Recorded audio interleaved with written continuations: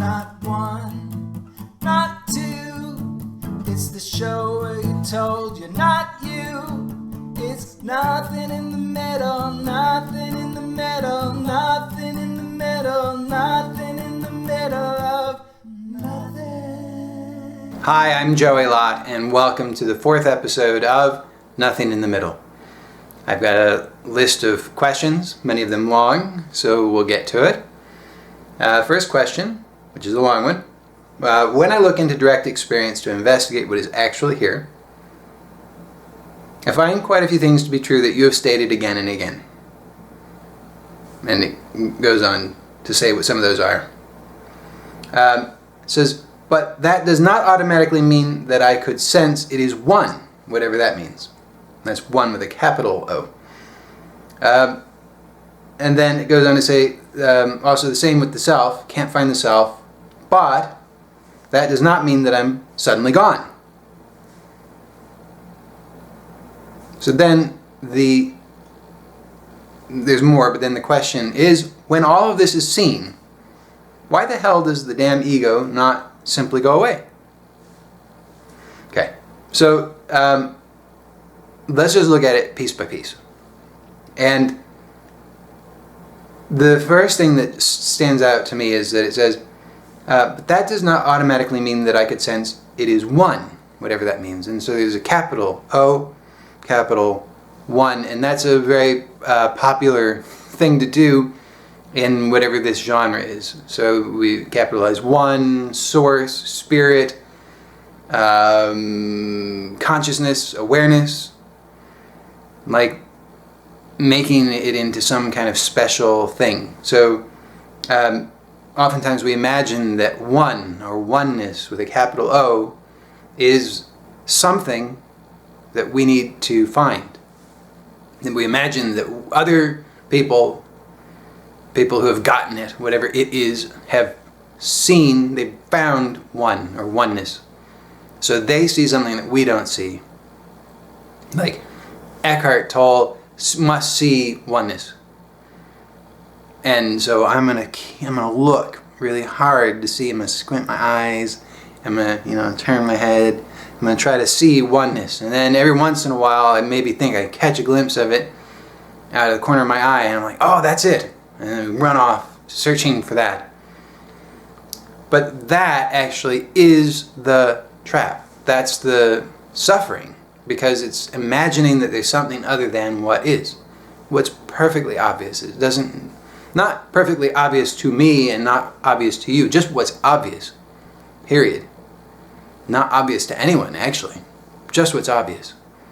So if there is, so the assumption that there's someone who is seeing, and that someone needs to see something other than what is seen, creates the whole construct, false construct, fantasy construct of self and other.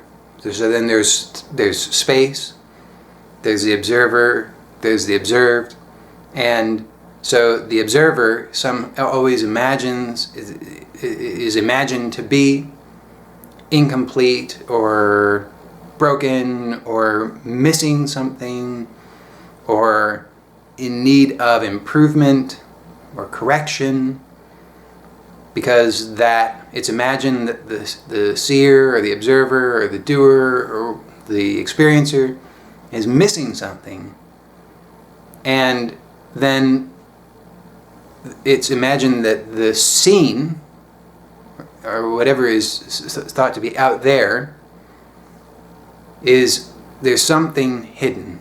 There's something that's not seen, but that's there. So the one who is imagined to be the seer has to try harder to see what is hidden. And then someone says, well, it's just obvious. Like I say, it's just what's obvious. And so that gets interpreted to mean, well, it's obvious to you, to the special people, to the enlightened people, but it's not obvious to me.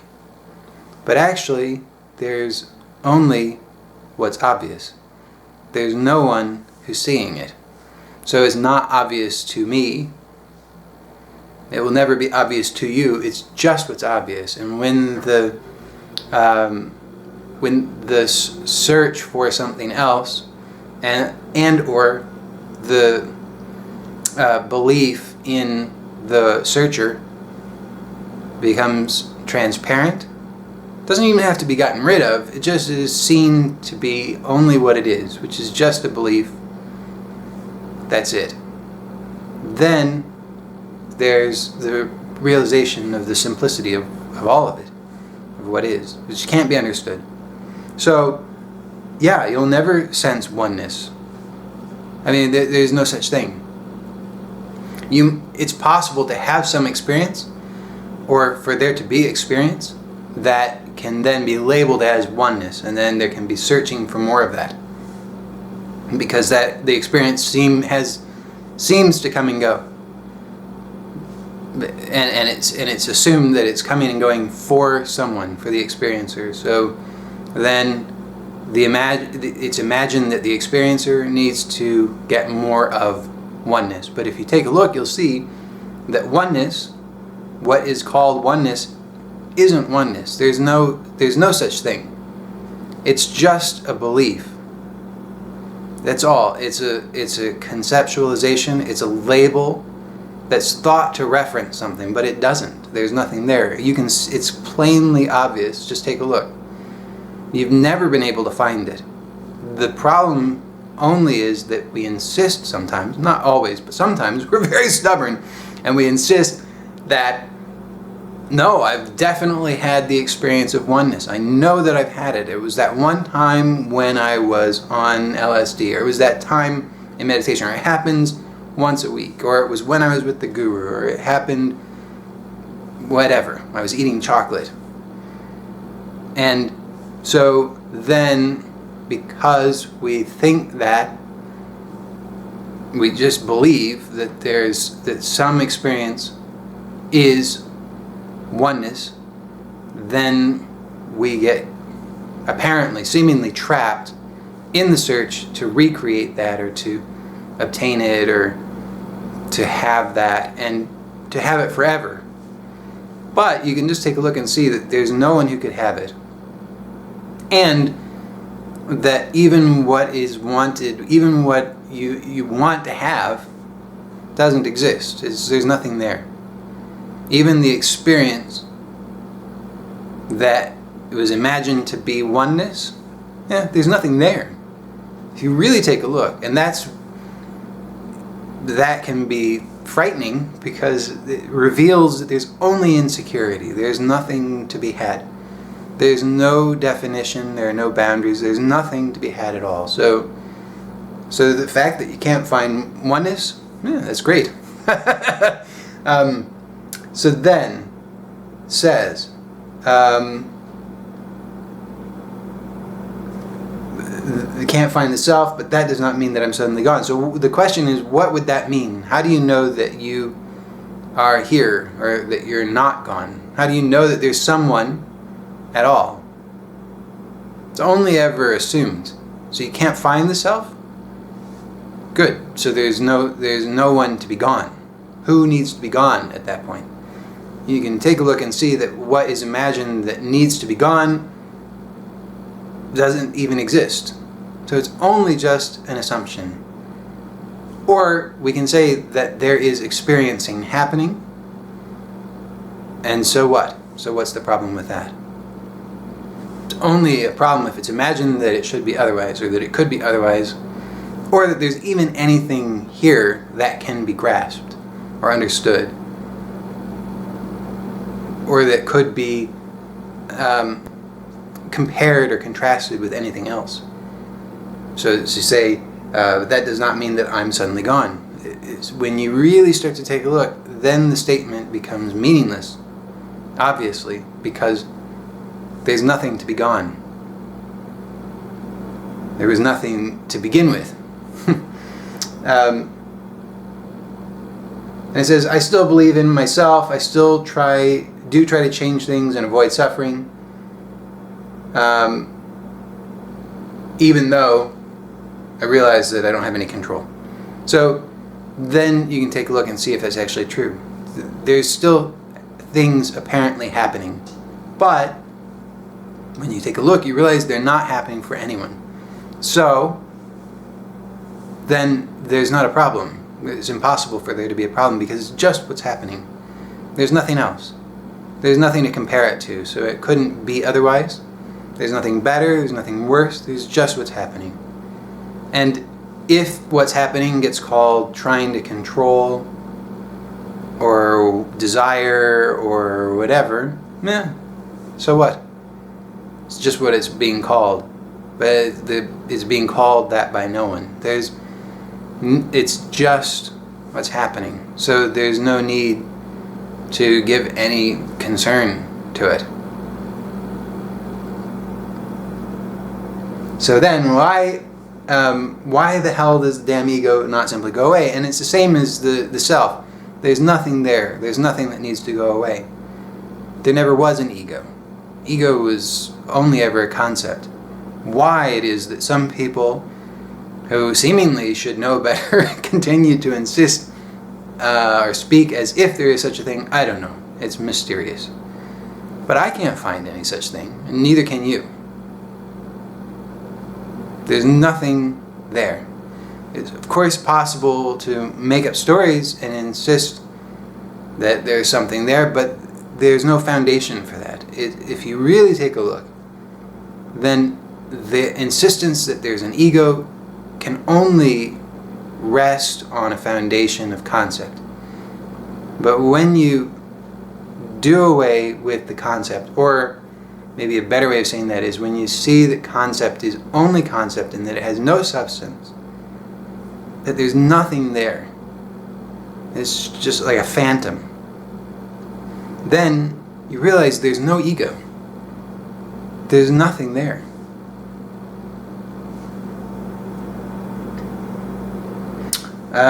Next question. Make sure I'm on the right one. Yeah. So it says, I think this is a flowery one that looks like it. I am no thing and I am everything. As Nisargadatta Maharaj says, by the way, no, pretty sure he doesn't, because I'm pretty sure he doesn't speak English. But anyway, it says, when I am nothing, I am wisdom. When I am everything, I am love. Between the two, my life moves. Nice sounding quote. Can you make this more clear? There's just what's happening. Does that include nothing and everything? So, what's happening doesn't include anything. It's just what's happening. Cannot be understood or conceptualized because what's happening has no boundaries. Take a look for yourself. See if it's possible to find any boundaries. See if it's possible to find the beginning or the end of what's happening. Does it have any kind of, is there any possibility of getting a grasp or a handle on what's happening? Can you find the substance of what's happening? Can you find the source of what's happening? Is it possible to get a handle on it at all? And you see, there's no possibility of that. So you can't say that it includes anything or that it excludes anything. I mean, you could. I've probably said that, but but it's only useful as a pointing. If you want to know, does it truly include or exclude anything? No, of course not. In truth, there's nothing that can be said about what is. Only thing that can be said is what points to the direct realization, which is immediate and it's always right now. So if you simply drop all attempt to understand just for a second right now, which doesn't mean you stop anything. I mean, it doesn't mean that you exert some kind of resistance to anything. You allow it all to happen, but don't get engaged. Be lazy. So lazy you can't be bothered to put in the effort necessary to follow a thought or try to understand anything or try to figure any of it out. Just totally lazy. Then, even if it's only just for half a second, you realize nothing needs to be understood, nothing needs to be solved. There's nothing at all that needs to be gotten or had or gotten rid of. Nothing needs to be done. And there's no separation. There's no object here that needs to interact with any of it. It's all apparently happening on its own, uncaused. So you just disengage just for a second and you realize that there's no one to engage. There's no possibility of engagement. There never was engagement. So that was the second question. The first question was, can you make this more clear? Me referring to the quote. No, probably not. If any of these quotes ever, anything that anybody says, including me, if it's going to be useful, it's only useful if it points to the simplicity of what cannot be understood. It doesn't need to be understood. That's really, really hard sometimes because there's such a strong compulsion to understand. We imagine that if we can understand, then there'll be peace. Because understanding, we imagine, will give us something. Usually it's going to give us some kind of security or certainty. But peace is found in the uncertainty. Because, not because the certainty doesn't include peace. I mean, peace is all that is. It's just that there is no certainty. None at all. So the search for certainty, or the search for finality, or the search for security, it's all saying the same thing, is a search for that which does not exist. That's why it's frustrating. And that's why it can be apparently endless, because there is no resolution to that in the way that we imagine. It's like chasing after a mirage. You keep on running, but as you chase after it, it's always out of reach. It's always up ahead. It doesn't matter how fast you run. It doesn't matter how clever you think you are. It doesn't matter how smart or how hard you work. It doesn't matter whether you've been blessed or cursed. It doesn't make any difference. You're not going to get it. Never. Cannot. Never going to happen. The compulsion is to keep on chasing anyway. So the insistence, no, I'm going to do it. I'm going to be the one. I'm going to prove that it's possible. If I gave up, I'd just be a quitter. I'd be a loser. But it turns out it's just an impossibility. So that compulsion is the suffering. It keeps us going. But we think that we're going to resolve the suffering by continuing to indulge the compulsion. Keep on searching. Keep on trying to understand.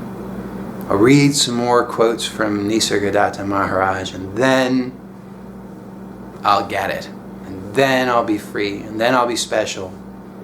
But turns out that just reading more quotes, another indulgence of the compulsion. So, third question. I am really coming to understand the idea of there being no person. No, you're not. Just for your information. However, then when I read about certain things one can do, like softening and placing your awareness or searching for the person. I wonder how we can do this if there is no person who can choose and no doer. Or is this just one of those ways that the mind cannot understand? There is confusion for me on this point. And yes, there will always be confusion when you try to understand anything.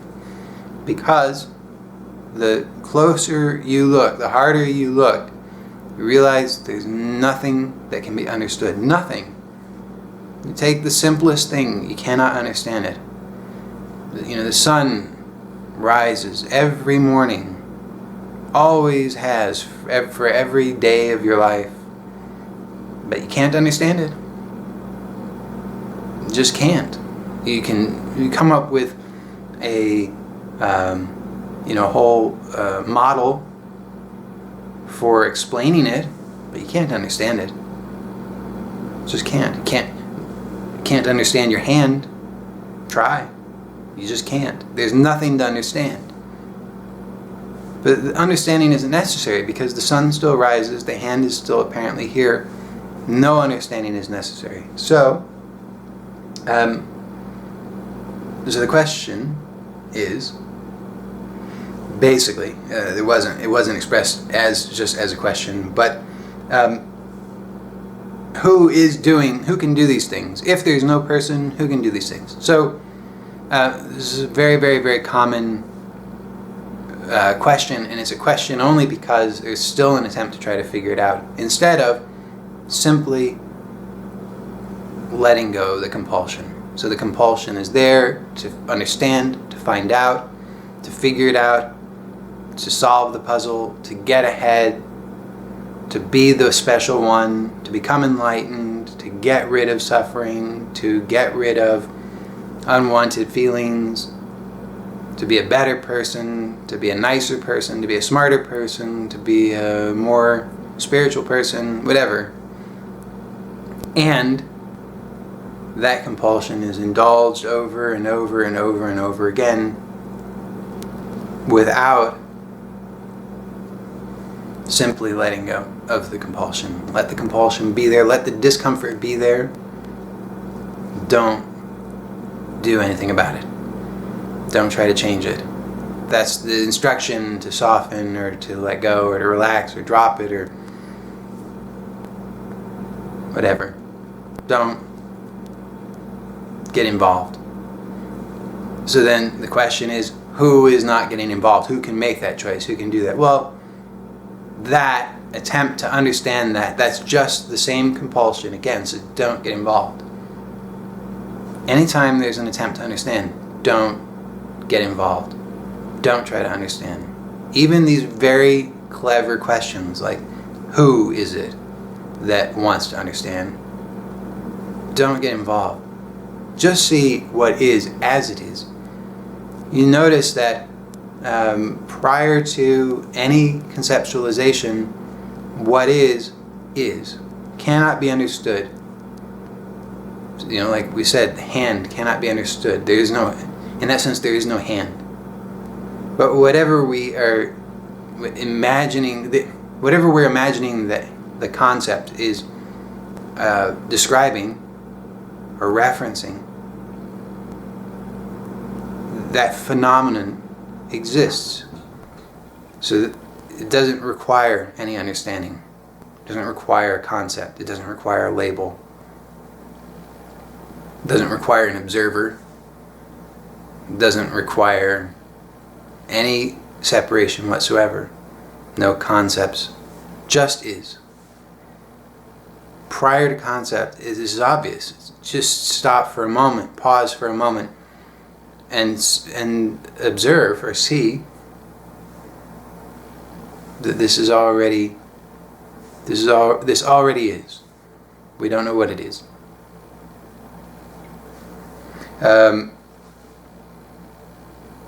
So next question. You've talked a lot about the insane amount of pain you're in, your obsessive thoughts, and your out of control OCD.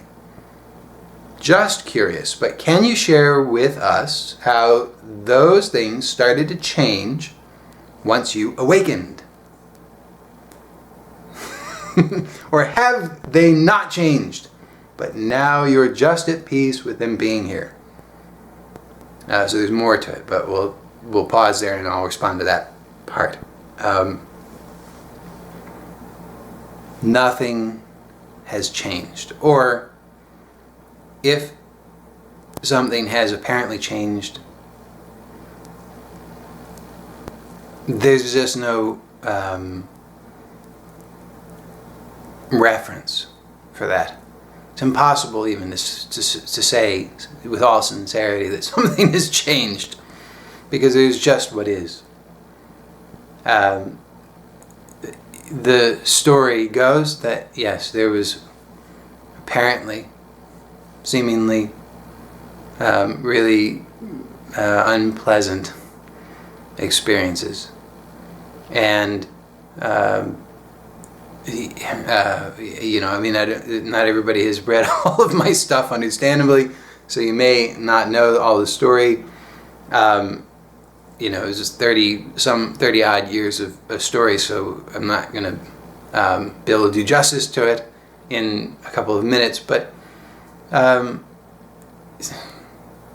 very intense desire to capture some kind of security, and the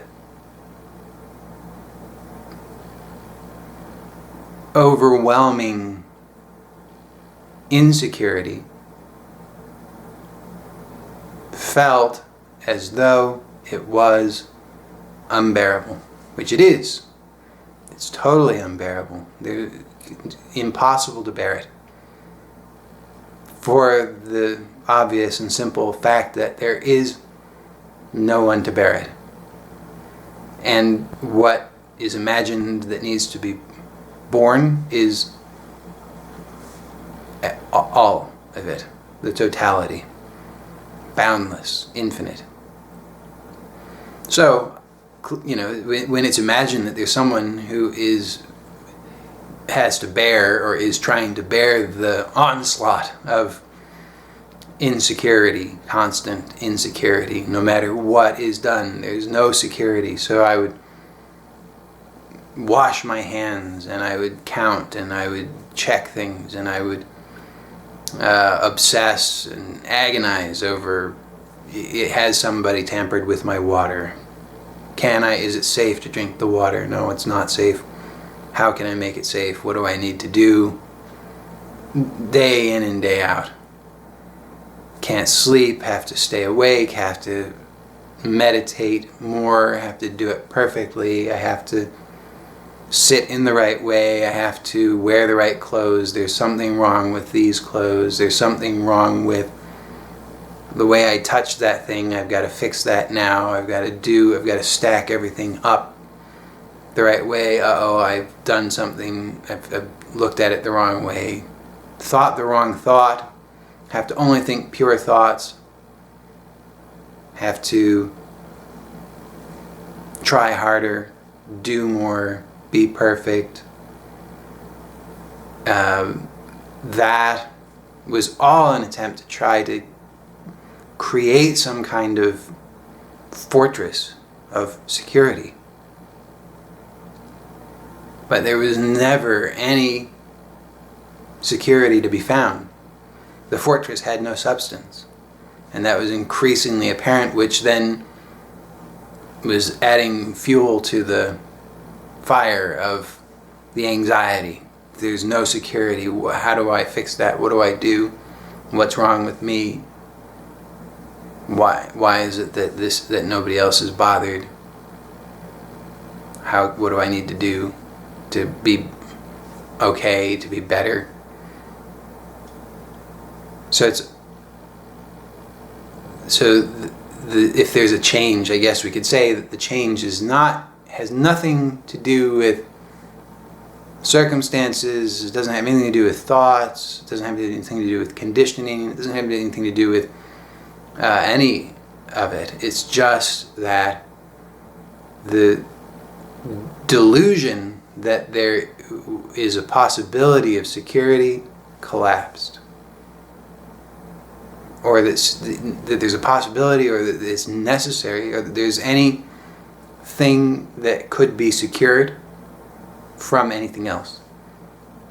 So the artificial, clearly non-existent boundary between self and other totally collapsed. But saying it in that way makes it sound like there was some kind of event and then something collapsed. It's the collapse of that which never was. So it doesn't need to happen. Nothing needs to happen. Just see right now that there is no separation. There is no boundary. There is no security. There's nothing there. There's no self. There's no other. There's just what is, which is totally without bounds. So the circumstances, the thoughts, the feelings, the sensations, all of that, pretty similar. Sometimes more intense.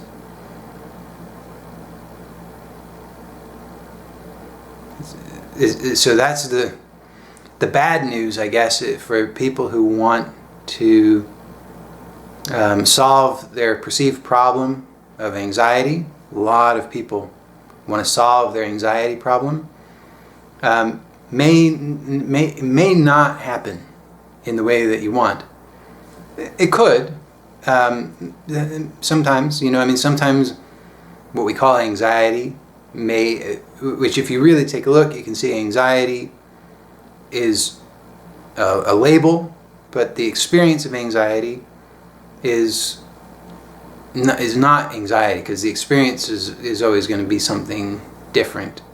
Or it's impossible to know for sure if your experience of anxiety is my experience of anxiety. So it's, I think, more honest and more useful to just drop the label and explore your actual experience and find out what is it that you're calling anxiety. For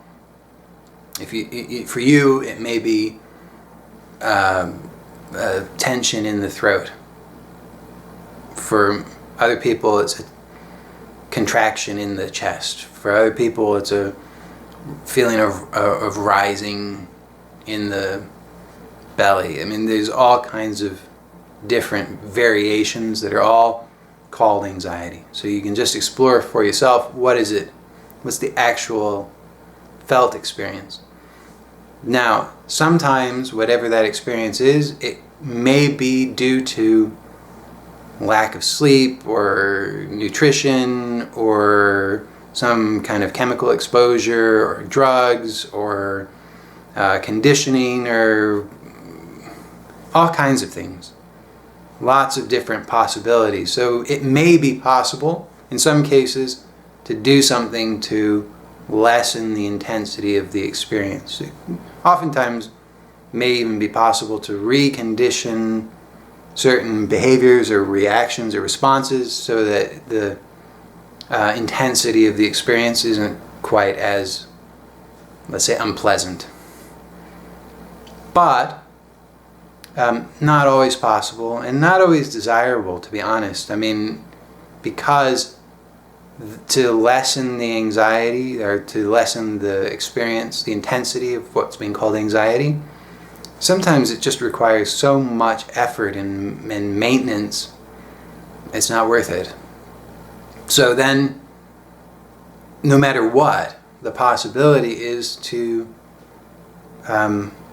see, just to allow for the collapse, right now, the collapse of what never was. Because that, what never was, what never has been, which is the separation, is what is necessary in order to maintain the juice of what's being called anxiety.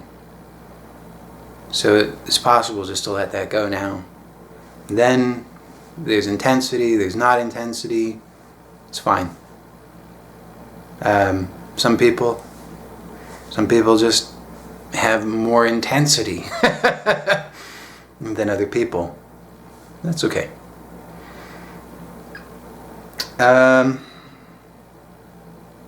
So the next part of this question, could I go into more detail about my actual story, which I think I may have.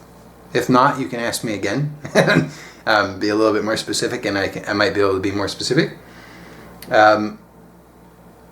I'd love to hear if the pain has actually calmed down. So, I think I addressed that. Yeah.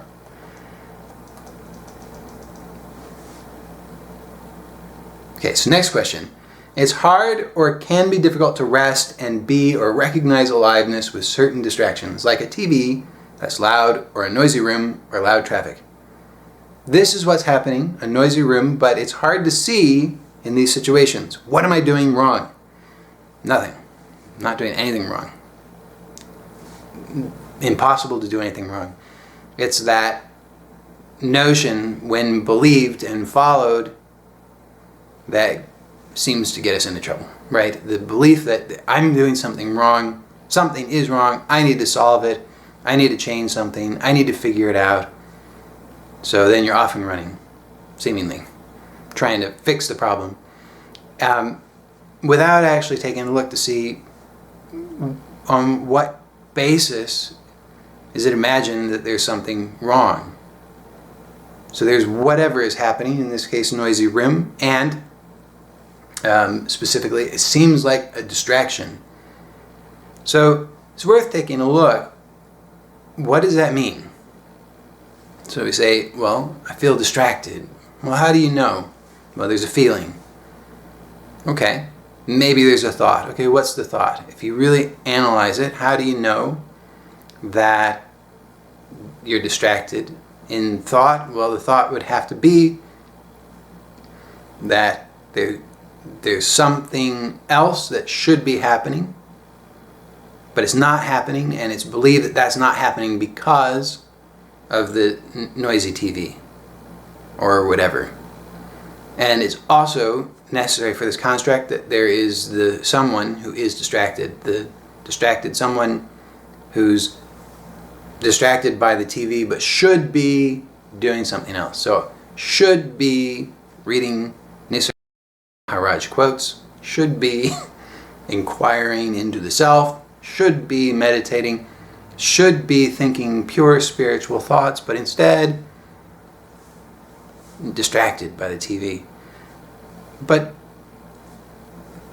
just take a look and see, is that actually true? How do you know that it's true? How do you know that there's something else that should be happening? I mean, can you find the something else? Not conceptually, but actually, is there any possibility of finding the something else? If you say you're distracted, find the something else. Find it simultaneous to the distraction so that you can know that both are equally present and that there's someone choosing distraction over the something else. You can't do it because there is nothing else. There's only what's happening. Distraction is just a concept being applied as a way of trying to understand what's happening. So I'd say, give it up. Next question. Is this very questioning and answering and doing it all again not the very same thing we are trying to avoid?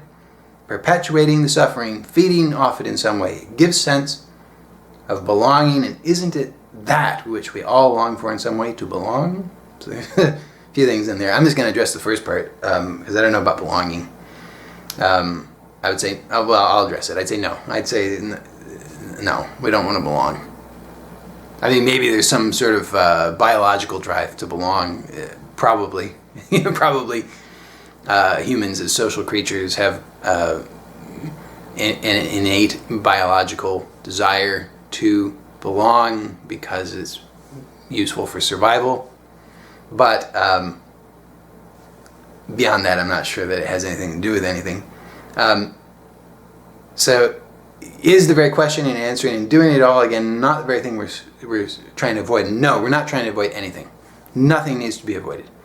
That's often a misunderstanding, a misinterpretation, which is that we need to avoid something. Like, oh yeah, now I get it. I'm not supposed to believe in the self, so I'm going to avoid all belief in self. I'm only going to believe in no self. I'm only going to believe, I'm not supposed to believe in separation, so I'm only going to believe in oneness. But at that level, let's say, the level of belief, you could substitute any belief for any other belief and it wouldn't be any better. It's just belief. It's not bad. It doesn't need to be gotten rid of. You don't need to avoid belief. Just see it for what it is. Then it's fine. Everything is welcome. Totally welcome. It has to be. Because there's nobody doing it. There's nobody choosing it. There's nobody welcoming it either. There's just what is, which is welcome. By its very nature, it's all welcome. There's nothing in opposition to it. There's nothing else. Just what is. So nothing needs to be avoided. And then perpetuating the suffering, feeding off it in some ways. But said here, no, there's nothing feeding off of it. That's another popular notion, which is that there's an entity, the evil, that is feeding off of something. It's like the ego. People like to say the ego loves the drama. So then we have to avoid the drama because we have to starve the ego. It's very dramatic, but has no basis in reality. I mean, other than the reality of it as a concept or as a story, but that doesn't have any substance. It doesn't reference anything. So it's fine as a story. Like Star Wars is fine as a story. It's a nice story. At least the original 3 movies. It's nice story, but it's just a story. If you start believing in like, should you pray to the emperor, or do you need to, say 7 Hail Hans or something? It just gets silly at that point because it's just a story. It can't help you. Next question. In the book, Don't Change a Thing. Whoops, went too far. In the book, Don't Change a Thing, under chapter Spirituality is a Fiction, you wrote, an apple is a fiction just as much as spirituality is a fiction. I am slightly confused about the apple bit. Do you mean that apple is a label, therefore it's a fiction? Yeah. What I'm pointing to is that, what did I say? An apple is a fiction just as spirituality. Yeah. So it's just to point out that anything that we imagine to be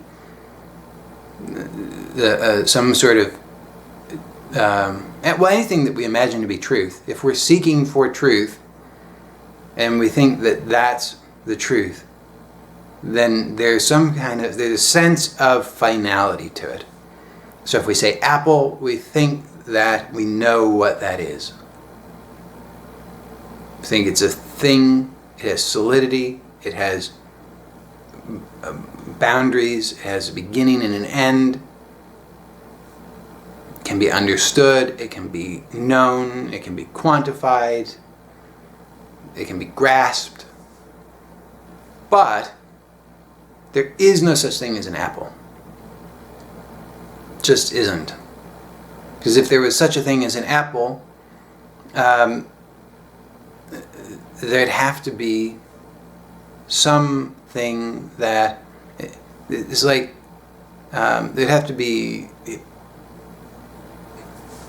something there that could be truly said to be an apple. But there's not. There's, let's say that there are apple-like qualities. Apple-like qualities seem to exist.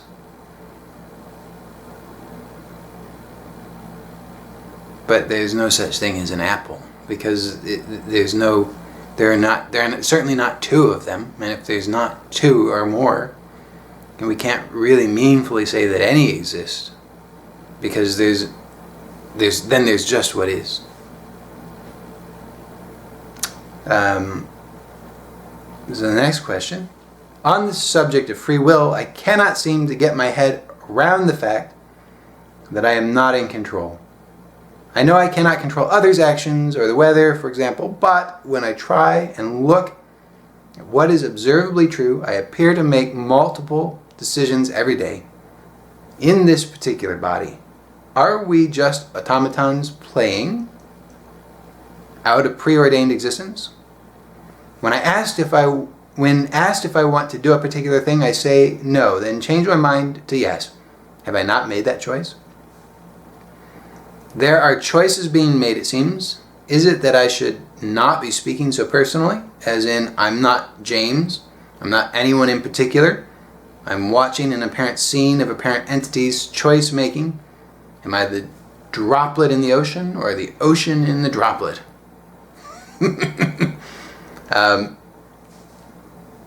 When this ego layer quiets or dissipates, is there identity still? Okay, so quite a lot there. But I think we could sum it up and say that is there choice or no choice? And there's some question about preordained.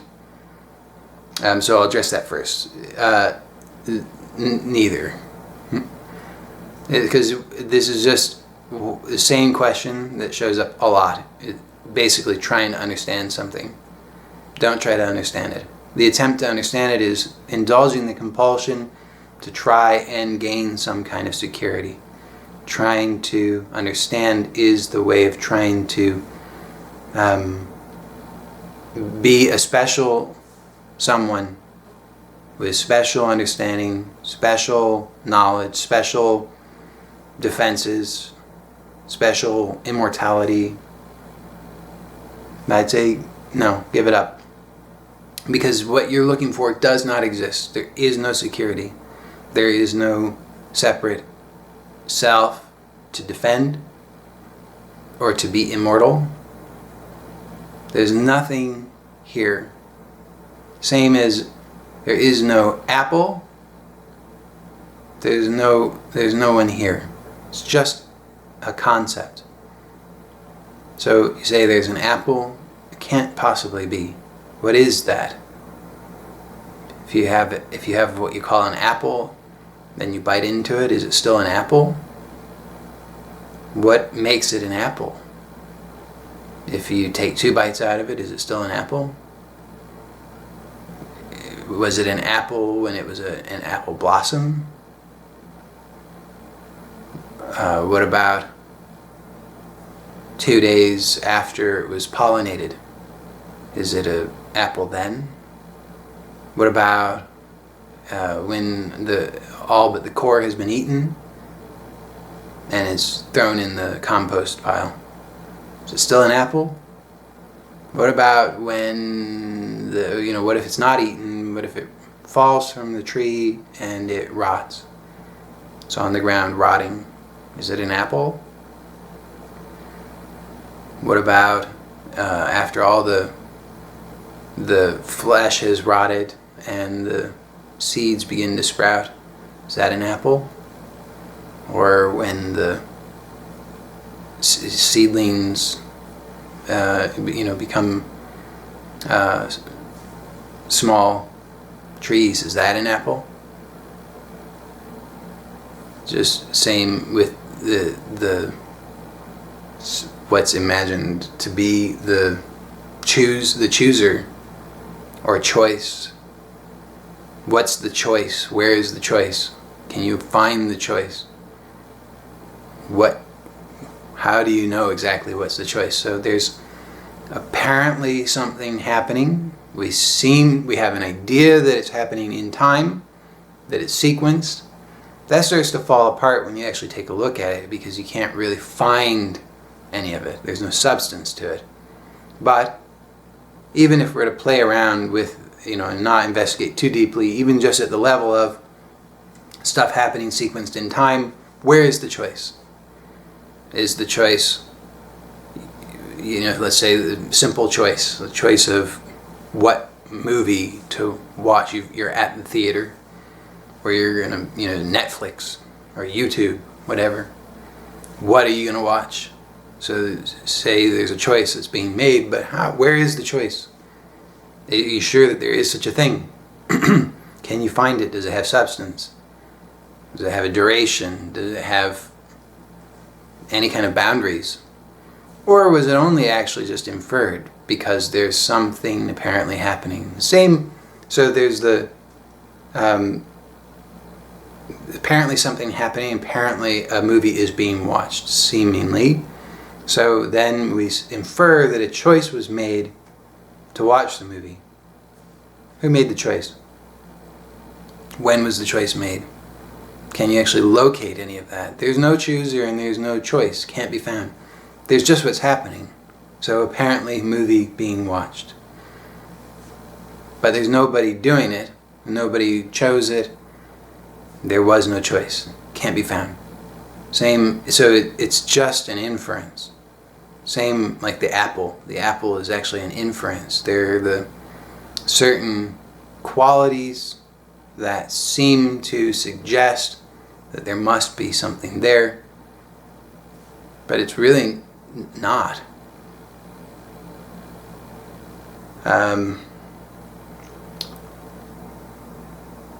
So then the next part of this one well, there's another bit in there that says, is it that I should not be speaking so personally? No, because that's still a strategy of trying to figure it out for someone. I would say, just stop. Stop trying to understand it. Stop trying to get somewhere or obtain something. And then the last question is, the last part of this question is, when this ego layer quiets or dissipates, is there identity still? There never has been identity. Identity is just another one of those things. It's just an inference. That's it. There's nothing there. Or it's just a concept, or it's just a way of speaking. But there's nothing actually there. Same as like a choice. So you look, is there an identity? Can you find it? Does it have any kind of boundaries? Does it have any, what are the qualities of it? Might say that identity has a quality of contractedness. So there's just a quality of contractedness. But then even when you investigate that, you start to see that that doesn't even have any meaning. It all just starts to fall apart. Next question. As you said in the video and also in your books, to see this as all there is simple but not easy. When you say to see or look if there are boundaries in the experience and to find that there are none is to me exactly where the difficulty is, because I see boundaries all over between me and other people, objects, or situations. I have a sense of where I start and end and where other people or objects start. Yes, we all may be in the same sphere where the experience is happening, but I can't recognize the seamlessness of it all, even if I try to let go, soften, or simply stop trying to understand. I know you said to drop all effort of making sense of it. Yes, but the boundary issue is where I'm stuck. The sense of I is so strong and persistent. Would you please elaborate on the non-existence of boundaries and the seamlessness of this? How can we not see the boundaries? So you don't need to not see the boundaries. Find the boundaries. If you say that there are boundaries, then I would suggest most likely you're not actually looking for the boundaries. Because if you really look for the boundaries instead of just settling for a concept, you will not find them.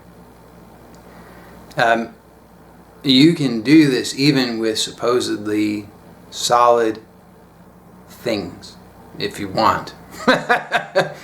If you want to give yourself that little challenge. I mean, you can look at your hand and find the boundary of your hand. Find it. Don't settle for, at some point, if you say there's a boundary, you have to settle for a concept and say, yeah, there just must be a boundary. It seems like there's a boundary. I believe there's a boundary. Therefore, there's a boundary. But really look. Find the boundary. Find it. You cannot. There's no possibility of finding it. But you have to look. You can't take on a belief that there are no boundaries And if you approach it looking for no boundaries, that's not going to work. You have to look for the boundaries. Try to find them. So looking at supposedly solid things is interesting and maybe useful, but that's not the main issue. I mean, we don't usually have existential angst over a chair. That's not usually, or a hand. It's more with the stuff that clearly doesn't even exist, because there's no evidence whatsoever of it, and like a separate self, or like spirit, or a soul, or heaven, or hell, or the universe, or my life. My life is a good one. You try to find my life, because my life is kind of what it's all about, isn't it? I mean, you have to protect my life, keep my life good, happy, positive, safe, healthy, or the body. That's another one that you can start to look and see that there are no boundaries. But that, I'd say, start with the stuff that just clearly doesn't exist, but we assume it does, and see if you can actually find it. My life, my spirit, my soul, myself. See if it's possible to find yourself. My thoughts, my emotions. See if you can find any of that. My beliefs, my ideas, my worldview. So you see, can you actually find those things? Find the actual boundaries of those things. Because if you can't find the boundaries of them, the problem is you can't prove that they don't exist. The same as you can't prove that Santa Claus does not exist. But if you cannot find it, if there's no actual evidence of it, the only thing that's ever been there is just an inference or assumptions, and if it is the let's just say source of, or a big part of, a lot of angst and suffering, why continue to try to solve that particular puzzle? There's nothing there. It's just a compulsion. So the compulsion will not be resolved by continuing to indulge it, to try to solve a puzzle, to find something that does not exist, to protect something that's not there. You have to protect your beliefs, protect your spirit, protect your life, protect all these things that don't exist. So then, so let me just read through that question again.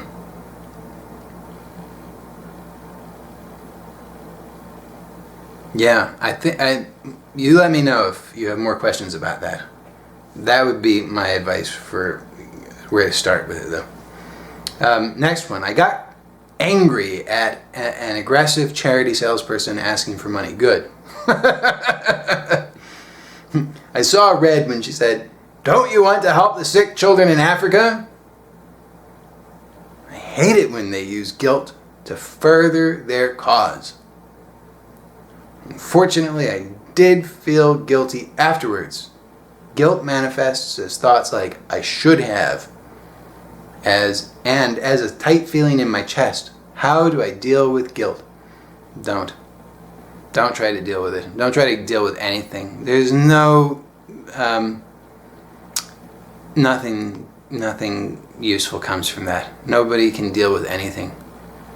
So don't deal with it. See, that's, again, it's the same compulsion, thinking that there's something uncomfortable, I have to do something about it, without just allowing, just allow it to be here. Don't try to do anything about it. And then you discover that it's meaningless. It's not yours. It doesn't say anything about you. It's not your experience. It's not your thought, not your attention, not your guilt. Nothing needs to be done about it. So there's some, or if you want to do something, what you could do is just look to see what's there, what's the substance of it. Who needs to do something about it?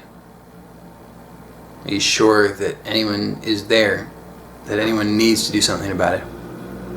Instead of just assuming, well, it's my guilt, find out whose guilt is it. Can you find the owner of the guilt? Are you sure that there's a reference point? Are you sure that there's actually something there? And if you really look, then it reveals the insecurity of what is. So then don't do anything about it. Don't try to deal with it. Don't try to deal with the insecurity. So the guilt, when we say guilt, what we mean is actually, if we tell the truth, discomfort. And the discomfort is because it's like we've got everything neatly, we imagine neatly under control. Nice, calm, safe feelings. Nothing too disturbing. Nothing unpleasant, or at least not too unpleasant. And then something happens and it's disturbing. Don't like this. I gotta do something, I gotta deal with it, I gotta get it all under control again. Don't.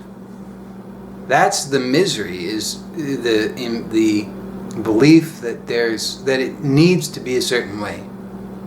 It doesn't need to be a certain way. You can know that that's true because it's not a certain way.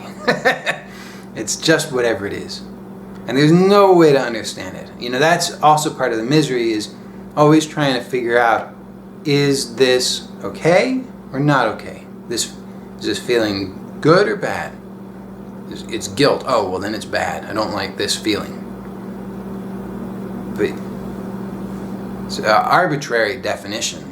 It doesn't have to be guilt. It's just whatever it is. So don't deal with it. Don't do anything about it.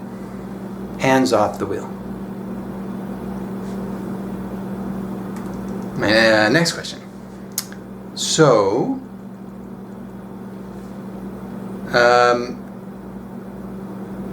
Zogchen.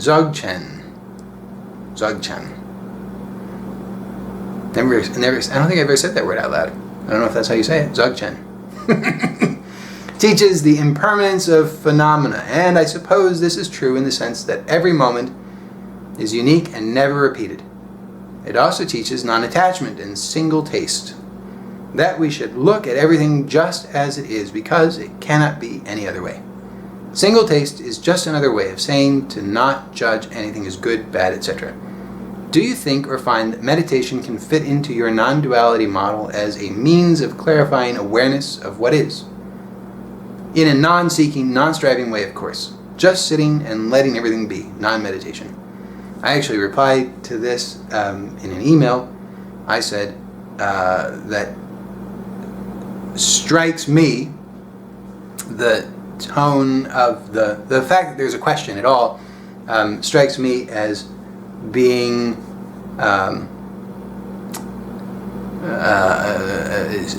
has a flavor of seeking to it. Like, does meditation fit into something?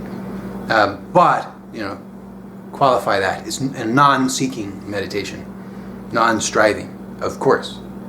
Just sitting and letting everything be. Non-meditation. It's a non-meditation meditation. And so I suggested that it sounded a bit like trying to get.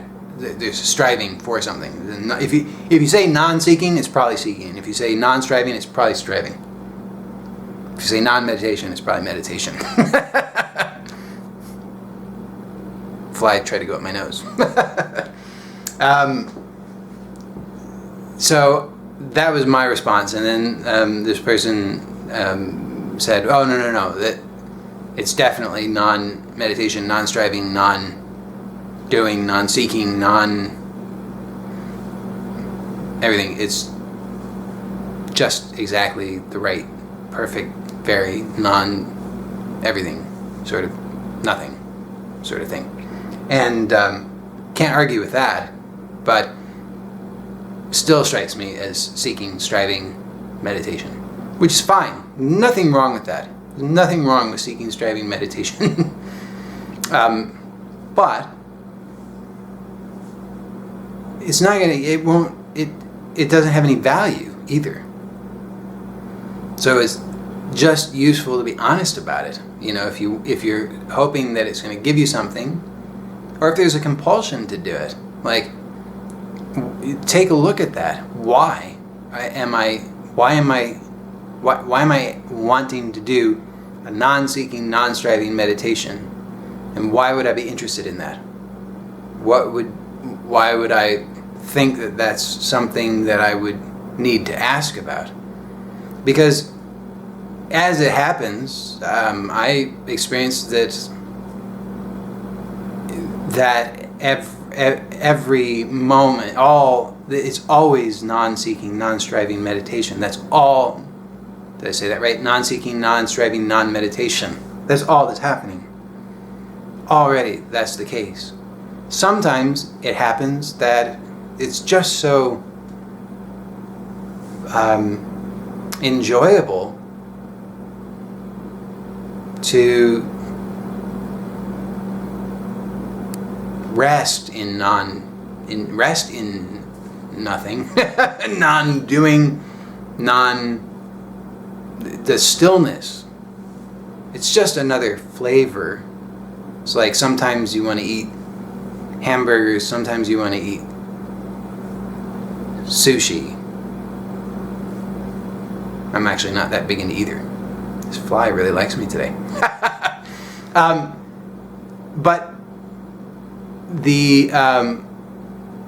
it's just another flavor. Sometimes that's just what's enjoyable. But then it's definitely not about. There's nothing that's being sought after. I mean, there's no aim in doing it. But then there's no reason to ask about it either, because it just happens spontaneously. It's not planned. It's not, oh well, tomorrow at 9 o'clock I'm gonna sit for an hour and do nothing. I don't find that happens. I don't know why that would make any sense. So that's my take on it. I'd say if you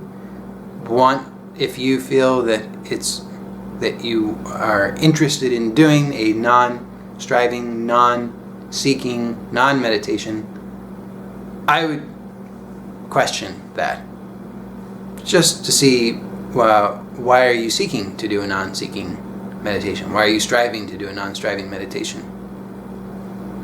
Worth taking a look at. Not because it makes any difference, not because it's good or bad. Just about honesty. That's all. Just for your own ease, let's say. Just for the ease of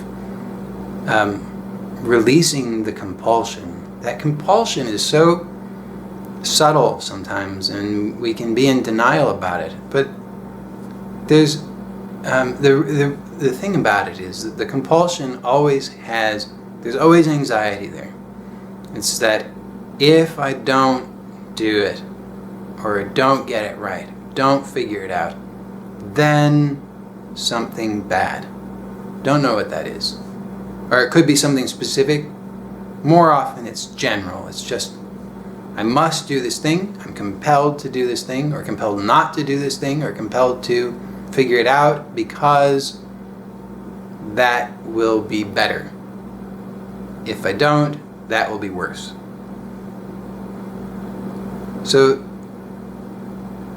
it can take on the form of rituals of, that are obviously very unpleasant, of, like counting rituals and hand washing rituals and all kinds of things like that, because of totally stupid thoughts like, I used to, think McDonald's, and then, oh, now I gotta wash my hands 10 times. Oh, I didn't wash them. Was that 10 or 10 and a half? Okay. Oh, whoops, now I thought of Prozac. Now I've got to, turn around 4 times.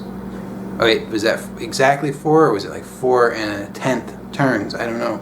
So that's obviously very unpleasant.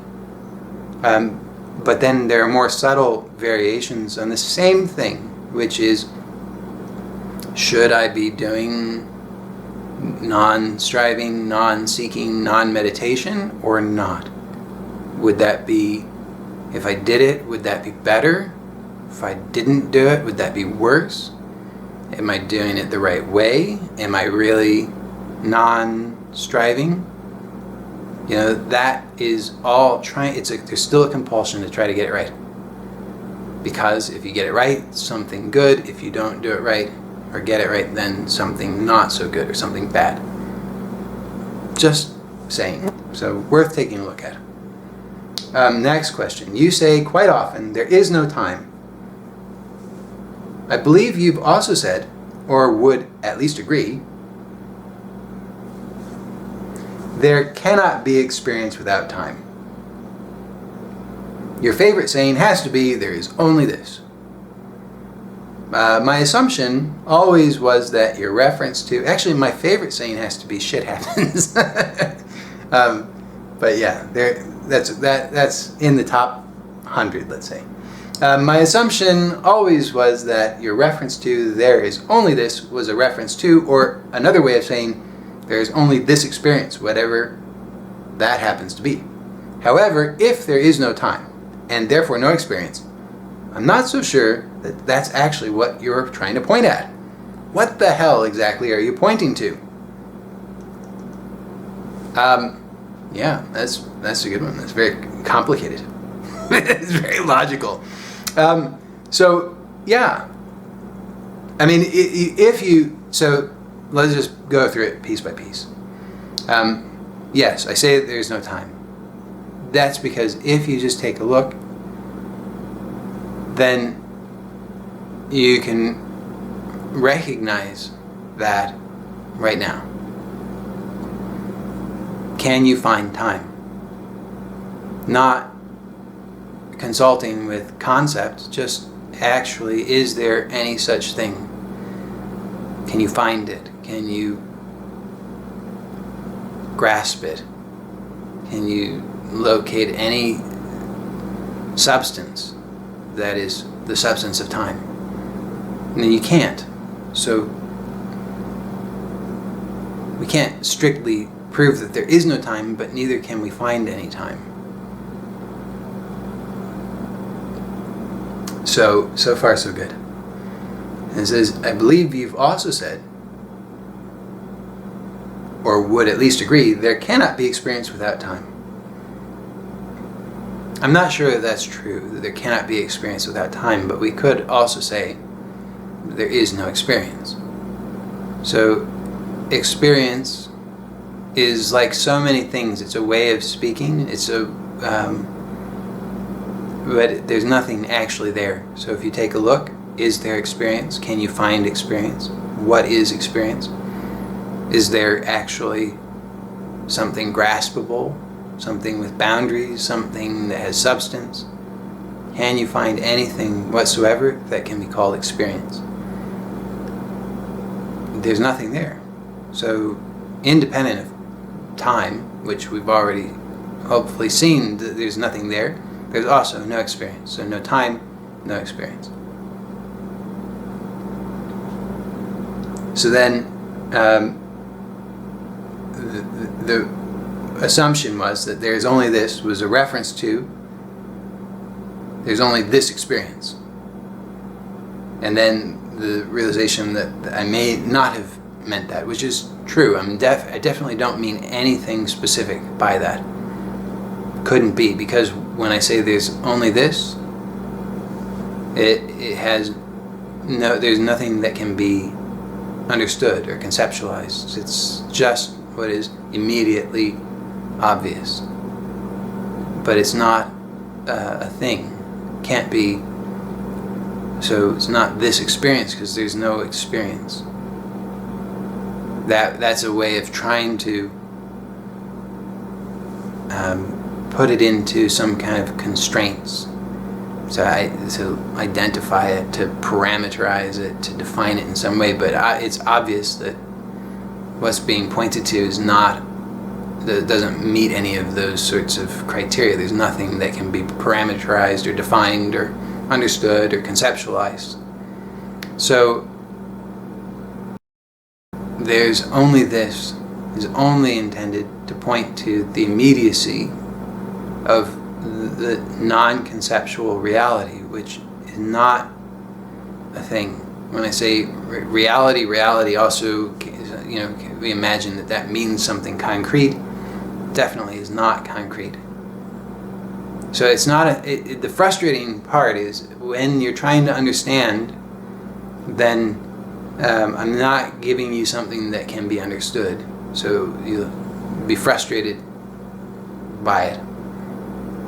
But if you give up on trying to understand, then, and you truly hear that and truly give up, not the kind of attitude of, well, I'm just going to go watch football kind of attitude. Not that there's anything wrong with that, but truly give up on all hope of something else, something better.